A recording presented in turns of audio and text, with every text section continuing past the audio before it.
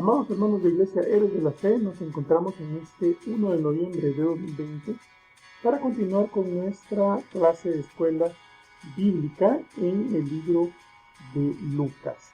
Detenga un momento el video para orar, dándole gracias a Dios por el cuidado que tiene de usted. Encomiende la vida de todos los salvadoreños, especialmente en momentos difíciles como los que este pueblo está pasando en este instante, con la tragedia de Nejapa y pues muchas cosas más que están sucediendo.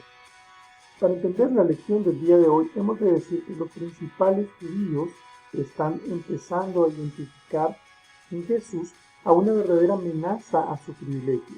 Y cuando hablo de los principales judíos, estoy hablando puntualmente de las autoridades religiosas, de las autoridades económicas y de aquellas que tenían un vínculo político directo con el Imperio Romano. Estas autoridades están buscando la forma de agarrarle en alguna situación condenable, por lo que tratan de estar cerca de él. Vamos a ver de aquí en adelante a los fariseos, a los publicanos, muy cerca de Jesús, siguiéndole a cada paso, pero no para conocer de su palabra ni de su predicación, sino para poder ponerle en situaciones en las que pueda verse comprometido, en lo que pueda dar una declaración que sea demasiado escandalosa o en lo que pueda atentar directamente contra los intereses del Imperio Romano. Vamos a ir entonces al libro de Lucas en el capítulo 14, donde Jesús va a verse en una situación un poco comprometedora y va a dar una enseñanza acerca de la humildad. Aconteció un día de reposo que, habiendo entrado para comer en casa de un gobernante, que era fariseo, estos le acechaban. En realidad lo que pasaba era que los fariseos empezaban en esa época a ocupar puestos no solo religiosos, sino también puestos políticos, de tal manera que el Imperio Romano estaba cediéndoles poder a cambio de fidelidad. De alguna forma esto complejiza un poco la situación, porque en el momento en el cual los fariseos tienen no solo la autoridad religiosa, sino que además tienen el poder coercitivo para obligar a las personas a través del ejército romano, entonces se están convirtiendo en un poder centralizado que en ese momento pues respondía justamente a la lógica imperial. Los fariseos entonces tienen ese poder y lo que están buscando es agarrar a Jesús en cualquier momento para condenarlo. Es por eso que la misma Biblia lo está describiendo como un acecho. Es decir, lo habían invitado a comer a la casa de uno de ellos para acecharlo. Y aquí estaban delante de él un hombre hidrópico. Esto se trata de un hombre que tiene tendencia a acumular agua en partes del cuerpo que no lo deben. Es una enfermedad en general. Entonces Jesús habló a los intérpretes de la ley y a los fariseos.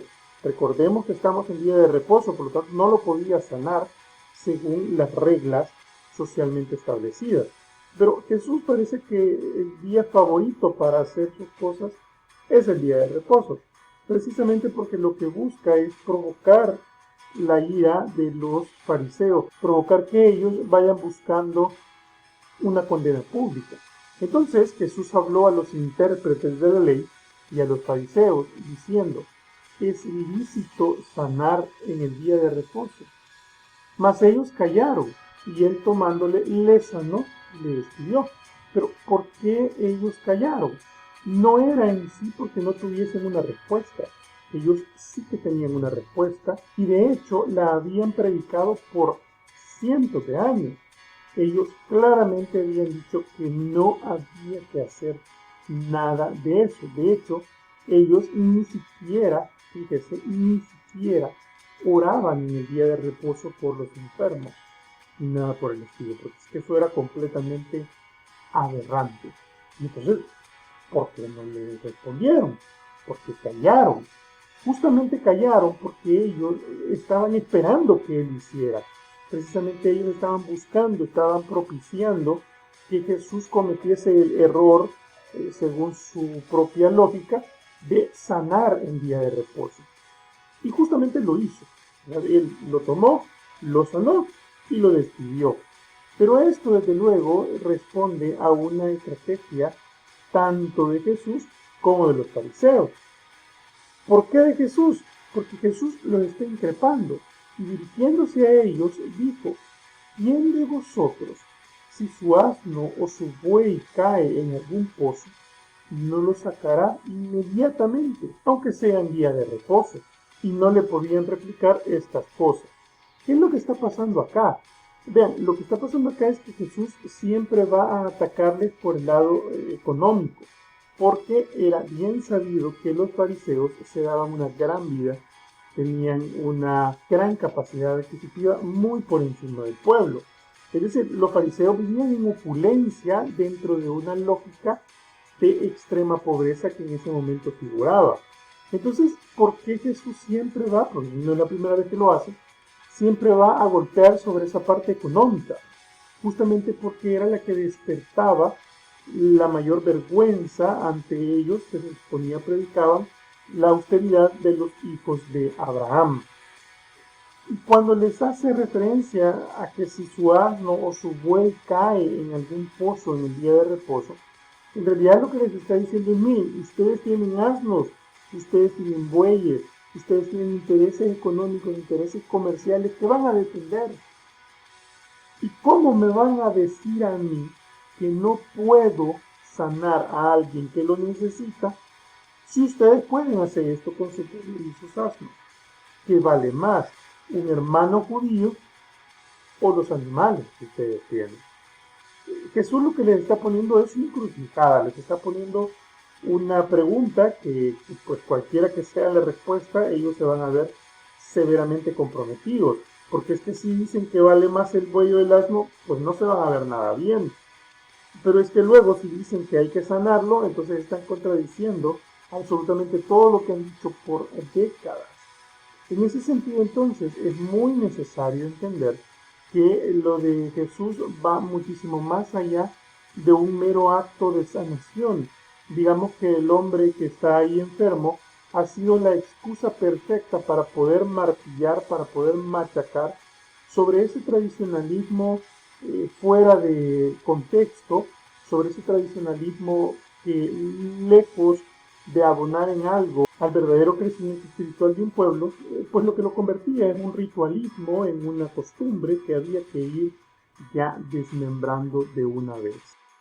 Y durante la cena, pues recuerden que está ahí en la cena con un fariseo, observando cómo escogían los primeros asientos de la mesa, refirió a los convidados una parábola diciéndoles: cuando fueres convidado por alguno a bodas, no te sientes en el primer lugar, no sea que otro más distinguido que tú esté convidado por él, y viniendo el que te convidó a ti y a él, te diga: da lugar a este, y entonces comiences con vergüenza a ocupar el último lugar.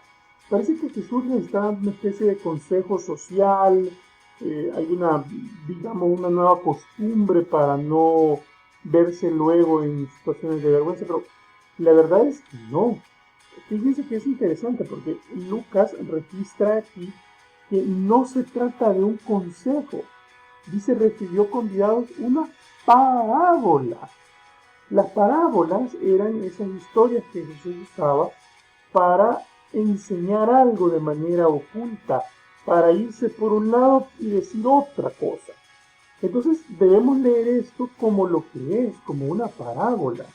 En realidad, lo que les estaba diciendo es: miren ustedes, fariseos, intérpretes de la ley, lo que pasa es que ustedes han creído que ustedes son los más importantes, que no hay nadie como ustedes, que no hay nadie mejor que ustedes, cuando en realidad ustedes son uno más. Lo que ocurre es que ustedes deben dejar de ponerse en lugar de distinción. Ustedes deben de quitarse esa especie de aura de santidad, entendiendo que va a venir alguien más importante que ustedes. Y claro, el más importante que ellos era él precisamente, y es lo que les estaba tratando de decir, que ellos se han puesto en un lugar donde pues realmente no les corresponde. Y lo que les está diciendo es que les va a tocar moverse de ahí, y que les va a tocar que se reconozca con vergüenza que ellos no eran los más importantes de entre los convidados. Y es más, él les va a agregar: cuando fueres convidado, ve y siéntate en el último lugar, para que cuando venga el que te convidó te diga: amigo, sube más arriba. Entonces tendrás gloria delante de los que se sientan contigo a la mesa. Porque cualquiera que se enaltece será humillado, y el que se humilla será enaltecido. Pero de nuevo, Jesús no está hablando en esta ocasión de un consejo de vida social, no. Está hablando acerca de las características religiosas del público al que le está disertando. Recuerden, ahí están publicanos, están maestros de la ley, están fariseos, los cuales de hecho están gobernando el pueblo de Israel en nombre de los romanos, lo cual les va a causar un enorme repudio entre la población. Dijo también al que le había convidado: cuando hagas comida o cena, no llames a tus amigos, ni a tus hermanos, ni a tus parientes, ni a vecinos ricos, no sea que ellos a su vez te vuelvan a convidar y seas recompensado. Aquí cambia el panorama, porque ya no está hablando para todos en parábola. Aquí se lo está diciendo directo a quien le había invitado. Vean cómo cambia el panorama de Jesús. Cambia completamente la lógica, porque antes hablaba en parábola. Ahora está hablando directamente con alguien. Ya no es una parábola, sino que ahora sí es un consejo. Lo que le dice: bueno, pues no invites a los que te quieren, inviten a los ricos. Porque cuando ellos les devuelvan la invitación, entonces van a ser recompensados, y esto no traerá ningún beneficio para ustedes. Mas cuando hagas banquete, llama a los pobres, a los mancos, a los cojos y a los ciegos, y serás bienaventurado, porque ellos no pueden recompensar, pero te será recompensado en la resurrección de los justos. Es decir, miren, cuando ustedes quieran hacer una buena obra, háganla con quien no les puede pagar, porque si bien es cierto, hoy no van a sacar ningún beneficio de eso, pero habrá un día en el que sí pasará. Y bueno, esto riñe de frente con toda la costumbre judía, porque ellos tenían esa formación social de compadrazgo de clase, en el cual no podían mezclarse con clases sociales diferentes o con razas diferentes, porque era algo muy mal visto. Y esto definitivamente pues que no es agradable a los ojos de Dios. Entonces Jesús les dijo: un hombre hizo una gran cena. Nuevamente vamos a una parábola. Hizo una gran cena y convidó a muchos. Y a la hora de la cena envió a su siervo a decir a los convidados: venid, que ya todo está preparado. Y todos a una comenzaron a excusarse. El primero dijo: he comprado una hacienda y necesito ir a verla. Te ruego me excuses. Otro dijo: he comprado 5 yuntas de bueyes y voy a probarlos. Te ruego que me excuses. Y otro dijo: acabo de casarme y por tanto no puedo ir. Si ustedes se fijan, el texto tiene una sutileza, y es que les está nuevamente remarcando la parte económica. Parece que Jesús está muy interesado en hacerles ver que han convertido a la fe en un negocio. Y esto de hecho se va a ver muy claramente en otros textos en los cuales les dice que han convertido su casa en cueva de ladrones, porque es que habían hecho un mercado de la fe completamente. Entonces Jesús les está haciendo hincapié en la parte económica, porque de las 3 excusas, 2 de ellas tienen que ver justamente con la parte comercial de ese momento.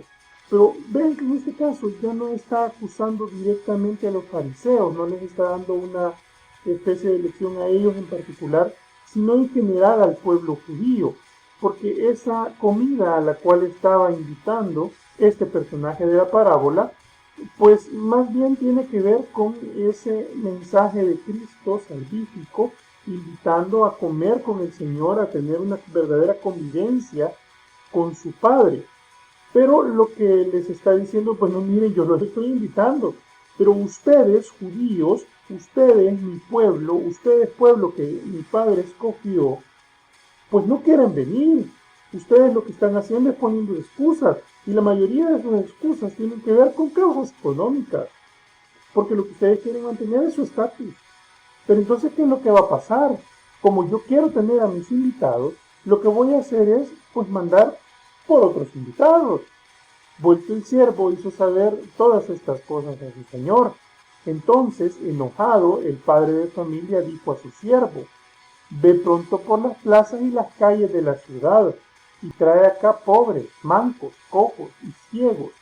Esto era aberrante para la cultura judía de ese momento. Esto era algo que no podía concebirse. De hecho, les estaba insultando, porque no podía ser que a una comida, a una fiesta, fuesen invitados pobres. Eso era inconcebible en la cultura judía. Eso parecía una especie de apología del delito, porque pues esto no era nada lógico lo que se estaba diciendo. Y dijo el siervo: Señor, se ha hecho como mandaste, y aún hay lugar. Dijo el Señor al siervo: ve por los caminos y por los vallados, y fuérzalos a entrar para que se llene mi casa. Porque os digo que ninguno de aquellos hombres que fueron convidados gustará mi cena. En realidad, Jesús está hablando del reino de los cielos, está hablando del evangelio, está hablando del amor de Dios. La fiesta es todo esto. Y los convidados directamente eran los judíos, pero los judíos no quisieron venir. Los judíos, que eran el pueblo escogido, decidieron poner excusas. En ese sentido, entonces, lo que Jesús les está diciendo: bueno, miren, si ustedes no han querido, vamos a llamar a otros. Pero ¿y quiénes son esos otros a los cuales se está refiriendo Jesús? ¿Quiénes son esos cojos? ¿Quiénes son esos pobres? ¿Quiénes son esos mancos? Pues lo que les está diciendo es que son los gentiles, a los que ellos tanto desprecian. Porque para los judíos, todo el que no es judío es una persona de segunda categoría, una persona despreciable. Entonces Jesús lo que les está diciendo: bueno, señores, ustedes no quisieron, pues hoy voy por el mundo entero. Voy a salvar a todos los que ustedes desprecian. Y claro, a los judíos esto era como echarles limón en la herida. Para los judíos esto era una cosa no solo aberrante, sino que además era una cuestión que les insultaba y que pues provocaba el desprecio hacia Cristo. Cristo realmente los está retando, les está diciendo casi de frente que quieren que pues lo busquen, que lo aprecien, que lo crucifiquen luego. Les está diciendo: bueno, señores, ustedes no quieren, pues no quieren, yo buscaré otro lado. Y esto va a generar grandes resquemores en las autoridades judías, sobre todo porque Jesús no era seguido por 3 o por 4.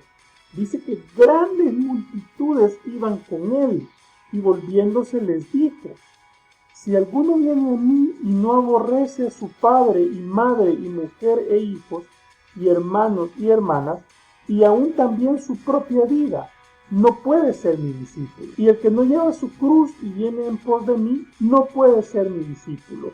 Jesús parece que está ahuyentando a la multitud, parece que les está diciendo: miren, yo no los quiero tener aquí. Pero en realidad Jesús lo que está haciendo es dándoles una advertencia: miren, su familia es importante, no es que los van a aborrecer en el sentido literal de no quiero volver a saber de mi familia, sino es que yo voy primero. La obra del Señor va primero, Jesús va primero. Y si usted es incapaz de comprender que Cristo va primero, entonces no puede ser mi discípulo. Un mensaje durísimo, sin duda. Y luego dice: el que no lleva su cruz y viene en pos de mí, no puede ser mi discípulo. Y en ese momento la cruz tenía un significado de castigo, tenía un significado de algo duro, de algo difícil, tenía un significado de penuria. Y entonces lo que Jesús les está diciendo: bueno, miren, estar conmigo trae sus consecuencias, trae sus sacrificios. Y si usted no está dispuesto a seguirlos, entonces no puede ser mi discípulo. Jesús les está dando advertencias bien claras a las multitudes. Miren, no se me confundan. Es bien interesante y bien bonito seguir a Cristo, pero seguir a Cristo trae sus responsabilidades. Y este es un mensaje que nos debe calar a nosotros también como cristianos. Porque ¿quién de vosotros, queriendo edificar una torre, no se sienta primero y calcula los gastos, a ver si tiene lo que necesita para acabarla? No sea que después que haya puesto el cimiento y no pueda acabarla, todos los que lo vean comiencen a hacer burla de él diciendo: Este hombre comenzó a edificar y no pudo acabar. Aquí Jesús les está haciendo una prevención pues bastante interesante. Jesús lo que les está diciendo es, bueno, miren, calculen bien si quieren estar conmigo, porque el Evangelio no es una empresa que se vaya a hacer de forma sencilla, no es un hobby. El Evangelio es una responsabilidad que conlleva muchos elementos a la par. Por eso les dice, un hombre vino y empezó a edificar, pero no le alcanzó y se quedó a medio camino. Entonces, ¿qué es lo que les está diciendo? Bueno, miren, si ustedes piensan seguirme, está hablando con la multitud, recuerden, si ustedes piensan seguirme, si ustedes piensan estar en la categoría de discípulo, pues bueno, usted tiene que saber que hay costos y que tiene que calcular esos costos, porque no vale la pena que usted se embarque en esta aventura del cristianismo si usted no va a estar dispuesto a dejar muchas de las cosas que están fuera de los principios cristianos, que están fuera del Evangelio. Y es más adelante Jesús les va a dar la misión de predicar en todo el mundo. Y la predicación trae otra cantidad de sacrificios. Es decir, el cristiano debe estar consciente de que el simple hecho de ser cristiano conlleva muchas otras cosas, no es tan simple como parece. Por eso es que muchas veces esas predicaciones express, esas predicaciones pop, con los no sé cuántos métodos que existen, donde usted evangeliza en 30 segundos y le pregunta a la persona quiere aceptar al Señor, la persona dice que sí, oran en ese momento y en cuestión de 3 minutos de conversación se acabó. Y mire, hermano, tenga mucho cuidado, porque es probable que esté haciendo una predicación bastante incompleta. Jesús lo que les está diciendo es, miren, presupuesten bien si van a seguirme. No presente el Evangelio de forma light, porque, bueno, puede llevarse más de alguna sorpresa aquel que está creyendo en el Señor. Que lo importante es que crea. Bueno, bíblicamente no es eso lo importante. Lo importante es que esté consciente de lo que significa creer. Y continúa con las parábolas. ¿O qué rey al marchar a la guerra contra otro rey no se sienta primero y considera si puede hacer frente con 10,000 al que viene con él con 20,000? Y si no puede, cuando el otro está todavía lejos, le envía una embajada y le pide condiciones de paz.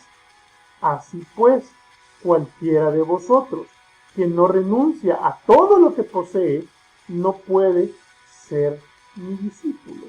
Nuevamente les está diciendo, miren, vean bien lo que viene, porque a nivel espiritual no vamos a pelear una guerra chiquita, no vamos a pelear una guerra sencilla, vamos a la guerra y vamos a una guerra dura, porque les está diciendo, miren, el ejército que viene es grande. Y si ustedes no están dispuestos a cargar con el verdadero costo de esto, y si ustedes no están dispuestos a que vengan las dificultades en consecuencia de la predicación, entonces quizá usted no debería embarcarse en esto. Jesús está siendo un poco duro en realidad. Jesús parece que está tratando de ahuyentar a la gente. Pero es que Jesús de fondo lo que está haciendo es sincero. No quiere engañar a las personas, no quiere decirles que el cristianismo todo va bien, que en el cristianismo todo es light. Se está diciendo la verdad. Creo que es algo que tenemos que aprender nosotros mismos durante la predicación. Hay que decir la verdad, hay que decir lo bueno y también lo que se convierte en algo difícil. Por eso es que no se puede confiar en la teología de la prosperidad, por ejemplo, donde todo es maravilloso, donde todo está adornado con colores en el cristianismo. En el cristianismo también hay sufrimiento y Jesús se los está diciendo. Y de hecho lo que les dice es, miren, y si no pueden con esto, no pueden ser mis discípulos. Y va a culminar con algo bien interesante. Buena es la sal, mas si la sal se hiciera insípida, ¿con qué se sazonará? Ni para la tierra ni para el muladar es útil. La arrojan fuera. Vean, se ha dicho en la palabra del Señor que somos la sal de la tierra. Pero fíjense qué interesante. Y si la sal deja de ser salada, entonces se convierte en insípida, si no tiene sabor, eso quiere decir que no sirve ya. Hay que lanzarla a la basura. precisamente lo que Jesús nos está diciendo, bueno, miren, si usted va a ser cristiano, si usted va a comprometerse con Cristo, si usted osa decir que es discípulo del Señor, pues no puede ser insípido. Tiene que ser una sal útil, porque si no, la arrojan afuera. Y concluye diciéndoles, el que tenga oídos para oír, oiga. Es una forma de la época de decir, bueno, miren, yo ya dije, si usted me ignora, cosa suya. Que Jesús está avisando de lo que viene. Nos quedamos hasta acá, mis hermanos, que tengan una muy buena semana. Oren al Señor, pídanle sabiduría para poder discernir este reto enorme que tenemos como cristianos y que en todo momento podamos reflejar el amor de Cristo. Que Dios nos bendiga a todos.